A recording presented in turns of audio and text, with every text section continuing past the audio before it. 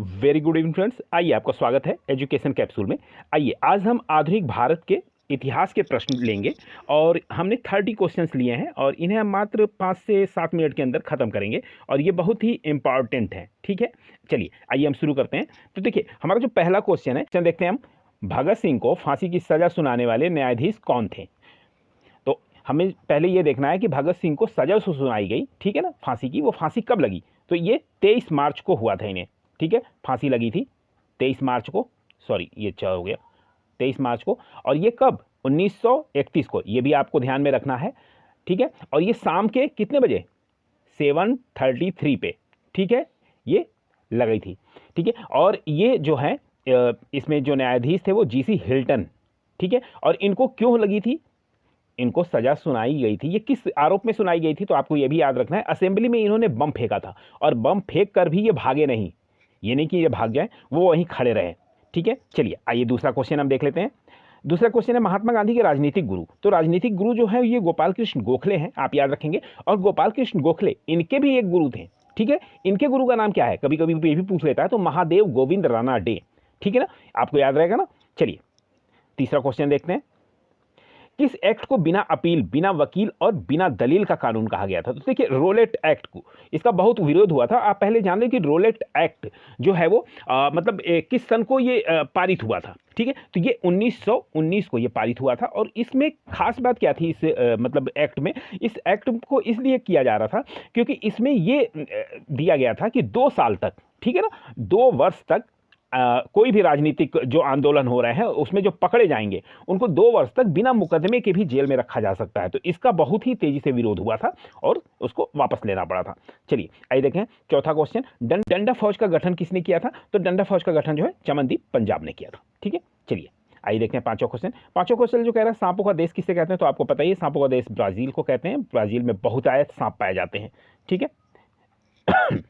चलिए छठा क्वेश्चन देखिए, सबसे कम उम्र में फांसी की सजा पाने वाले क्रांतिकारी कौन है। तो देखिए सबसे कम उम्र में जो है ये खुदीराम बोस, ठीक है। इनकी जो एज थी 18 साल 8 महीने कुछ दिन थी, तो हम 18 प्लस ही मानेंगे इनको, ठीक है। ये सबसे कम उम्र के थे।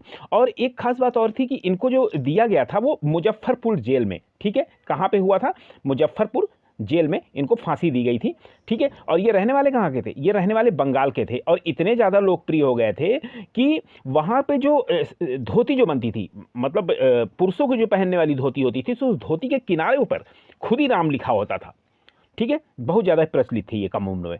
चलिए आइए सातवां क्वेश्चन देख लेते हैं। जलियांवाला बाग हत्याकांड के विरोध में कैसरे हिंद की उपाधि लेने से मना कर दिया।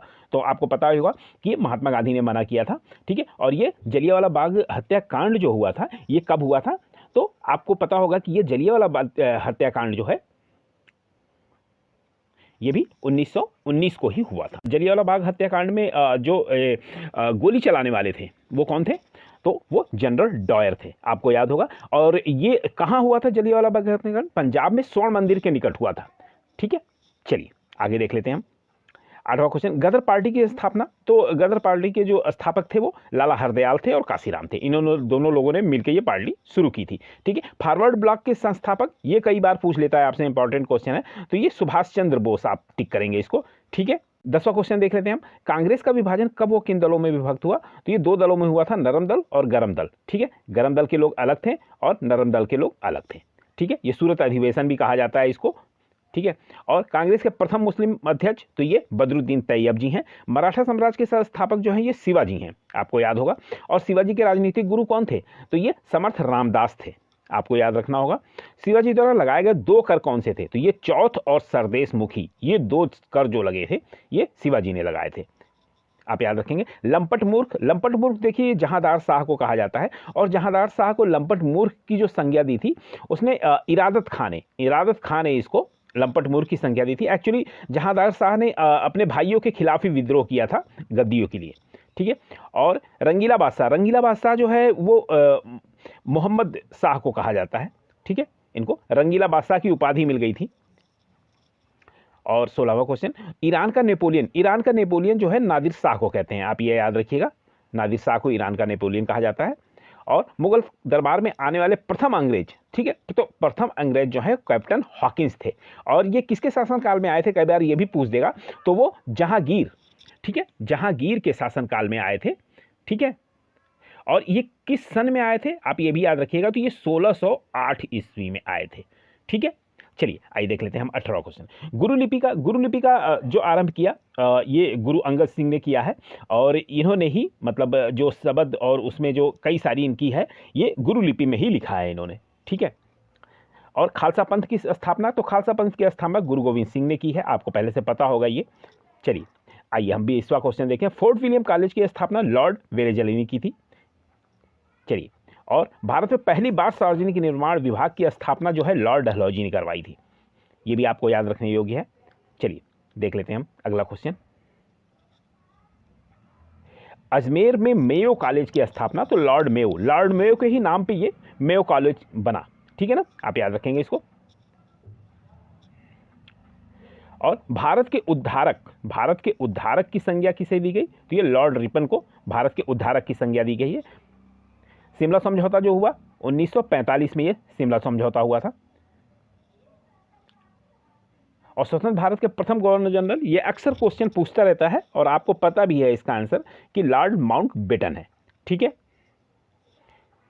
26वां क्वेश्चन, तात्या टोपे का वास्तविक नाम, तो तात्या टोपे का वास्तविक नाम जो है कई बार पूछा भी है, रामचंद्र पांडुरंग।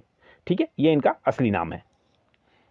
इंग्लैंड में भारतीय सुधार समिति की स्थापना किसने की, तो ये दादा भाई नौरोजी ने की है। ठीक है, आप याद रखेंगे ये। और आइए 28वां क्वेश्चन, जलियांवाला बाग हत्याकांड में जनरल डायर का सहयोग करने वाले, ठीक है, ये हंसराज नामक व्यक्ति था जिसने जनरल डायर का सहयोग किया था निहत्थों पे गोली चलवाने में। ठीक है, और मेवाड़ में भील आंदोलन का नेतृत्व किसने किया, तो मोतीलाल तेजावत ने भील आंदोलन के नेतृत्व किया। तीसरा, प्रथम गोलमेज सम्मेलन कब हुआ था, और प्रथम गोलमेज सम्मेलन जो ये 17 नवंबर 1930 को हुआ था। और कई बार पूछता है कि गोलमेज सम्मेलन, जो 3 गोलमेज सम्मेलन हुए उसमें कौन ऐसा व्यक्ति है, कौन ऐसा भारतीय जो तीनों में गया था। ठीक है, तो वो डॉक्टर भीमराव अंबेडकर है। आप याद रखेंगे ये तीनों गोलमेजों में ये उन्होंने पार्टिसिपेट किया था, यानी प्रतिनिधित्व किया था। चलिए हमने 30 क्वेश्चन कर लिए हैं। थैंक्स फॉर वॉचिंग, धन्यवाद।